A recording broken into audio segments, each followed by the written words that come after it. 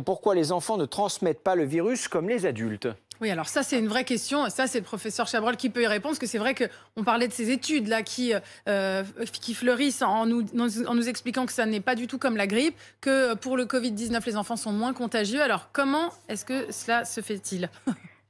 Ça montre bien aussi l'évolution, en fait, la connaissance au fur et à mesure des semaines qui viennent de s'écouler concernant ce virus et ses modes de contamination. Initialement, on avait pensé que c'était comme pour la grippe, les enfants étaient plus contagieux et contaminaient les personnes, les adultes, voire les personnes plus âgées. Et finalement, on se rend compte que ce n'est pas la réalité et que lorsqu'il y a eu des enfants sont restés en contact entre eux, par exemple des enfants qui ont été maintenus à l'école, tels que les enfants de soignants, il n'y a absolument pas eu de cluster à ce niveau-là. Donc ça, je crois que c'est très important à dire. Pourquoi exactement, finalement, cette contamination semble moindre, ou en tout cas, ils expriment moins de signes?